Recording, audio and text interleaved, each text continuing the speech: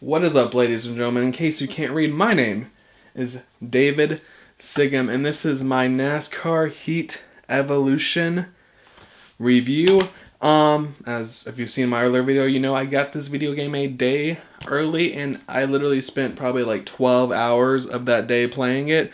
And I spent a few hours today playing it, and I think I played it enough to be able to review this video game. And now the first question people are going to ask about this video game is this video game worth $60? And honestly, I don't know. It really just depends on you. For me personally, I think this video game is worth $60, and that's because I didn't have a racing video game to play. My PlayStation 3 stopped playing video games. So I couldn't play NASCAR 2009. I don't have iRacing. I was too afraid to get NASCAR 15 because I heard it was terrible, so I'm super psyched that we have a NASCAR video game on the PlayStation 4 now. So for me, it was worth $60. I enjoy it. I really, really do enjoy this video game, and at the end of the day, that's all that matters. But for most people out there, for most people who are hardcore video game racing people, it's probably not worth the $60 for you. If I were you, if you already have a racing game you play that you enjoy, this one might not beat that game. This one is just very bare bones. Doesn't have a lot of features. Right off the bat, it doesn't have multiplayer. It doesn't have like paint customization. What was I gonna say? Oh man. Oh yeah, the pause menu on this game is absolute shit. Literally, it's terrible. It's probably not worth the $60. If you have a game you're playing already, I would wait. I would pass on this. Wait till it goes down. Maybe for $30, it might be worth grabbing. And wait till the next one, because the reason this game is so like bare bones is because it's made by a small company. Now EA used to make NASCAR games, but no one fucking buys NASCAR games, so EA was like, fuck this. And then another company came along and bought it, and apparently their games were complete fucking shit. They were terrible. So this company came along and bought the rights to make NASCAR games, and they were like, you know what, we want to make a good game. We want to make like a NASCAR simulator. So they talked to a bunch of drivers. They talked to a bunch of fans. They found out what people wanted, and then they tried to make it, I guess, in a short amount of time with a little budget, and this is what we get. Like I said, it's fun. I enjoy it. But for a lot of racing fans out there who like video games, I don't think you'll like it. You're probably going to bitch. You're already bitching about it on the internet. You think this is like No Man's Sky NASCAR edition. With that being said, let's talk about what I do like about this game. Like I said, it's a fun game.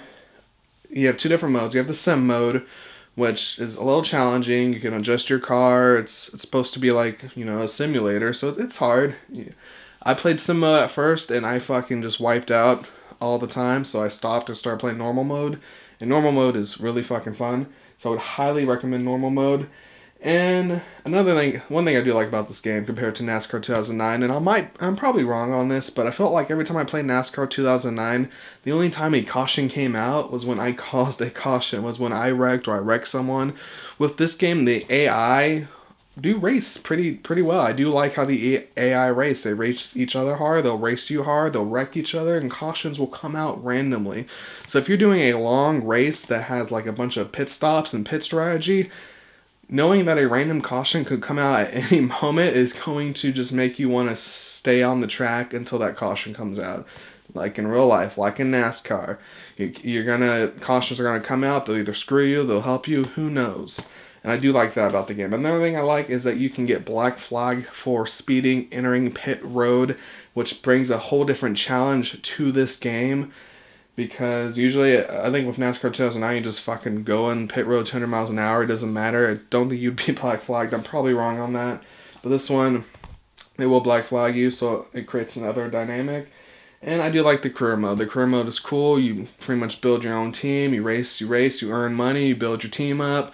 You get sponsors. It just looks like fun. When I heard career mode, I was super psyched. In my opinion, career mode might be worth the $60. And let's go to what I dislike. And there's a bunch of shit I dislike. First thing I dislike is on the PS4. This is a PlayStation 4 only rant. I think on the Steam and Xbox One this doesn't relate. But on the PlayStation 4, if you use the in-car camera, you cannot see how fast you are going. You can't see how many miles per hour you are going. Instead of showing your miles per hour, it shows you a Sprint Cup logo. Why? I have no fucking idea. Hopefully they fix it. It's something I think they can fix with an update.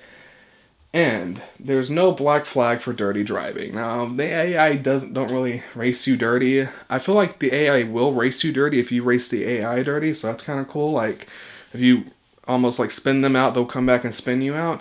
But the AI, the reason I like the black flag for dirty racing is because it makes you not race dirty. It makes you have to race clean. And if you do race dirty, you get black flag. It sucks.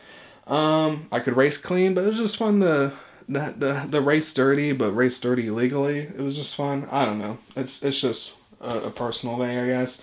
And cautions are random. Sometimes I'll spin out, there's no cautions. Sometimes I'll spin a car out, there's no cautions.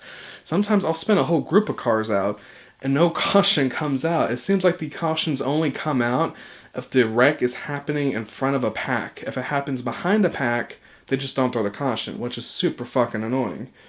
And the reason it's annoying is because you also do not have a you also do not have DNFs. There are no DNFs in this game, which is complete fucking bullshit in my opinion. And it's infuriating. I was racing in Atlanta. It was an 81 lap race, and it was like lap 30. I got a fucking wreck, blew my engine. There was no caution. Nothing, literally nothing happened. I was just sitting on the fucking track. I couldn't move my car. And there was no DNF, there was nothing. The only thing I could do was restart the fucking race or exit. So I try to exit. I try to give myself a DNF in career mode because I deserve a DNF. But I couldn't do it. When I exit, the next race waiting for me is Atlanta. I have to race. So I'd have to restart the race, which is bullshit. You should have DNFs, especially in career mode. You should be able to start and park too, which is also something underfunded teams do. So that, no DNFs is a huge one. The replay system sucks too. That's also another one. The pause menu fucking sucks too. All you can do when you pause the game is reset the game, leave the game, or restart the race. You can't check standings, you can't check anything, you can't check your car, you can't do blah blah blah. You can't do any of that. You only get 3 fucking options. It's very bare bone. And I feel like cars don't take as much damage as they should. I was at Pocono. I was doing a last to first challenge. I'm going to upload that video on this channel probably within a week or so. And last to first challenge, I start 40 if I try to get first in like 3 laps. So I'm racing at Pocono, and I'm racing dirty, I'm going to be honest. And coming into one of the turns, I hit Truex. He slides up the track, hits a pack of cars. He gets him a huge fucking wreck. Like, he's literally flipping up in the air, 20 feet in the fucking air, 20 times over. He's just fucking flipping. It's crazy. And there's no caution. So I just keep fucking racing. I'm racing. Now we're down to the white flag. We're on the final lap. And I'm in like 6th place. I see 5 cars in front of me. If I keep my momentum going, I should win this fucking race.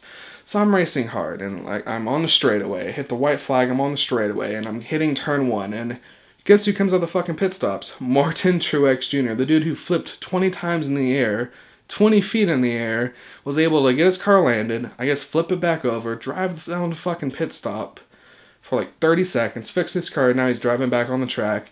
You know what that motherfucker does too? I'm pretty sure the AI did this shit on purpose. I'm going into turn 1, and this motherfucker just exits pit road, going slow as hell, and he gets right in front of me, and I just hit the back of him, and I lose all my momentum. And because I lost all that momentum, I did not win that race. I finished like 5th. It was so fucking annoying. But it's annoying how like you can flip it over in the air and still drive your car. That doesn't make sense. Bring the do not finishes. Hopefully the next game has do not finishes. That is a big one. And especially in career mode. You're going to have a season where you do not finish a race. And that's okay. Give us that fucking option. With that being said, overall, I enjoyed the game. I'm going to continue playing this game. This game is a super fun game. I'm going to continue making videos of me playing this game. If you want to watch that, subscribe. Overall, I enjoy it. To me, it was worth $60. If you're already playing a NASCAR game, it might not be worth $60 to you. Save your money, wait till it goes on sale. I'm sure it's going to go on sale quick. Or buy the next edition next year, which is probably going to be a lot better. Even if the next edition is just the same fucking shit with added features, in my opinion, it'll be worth it.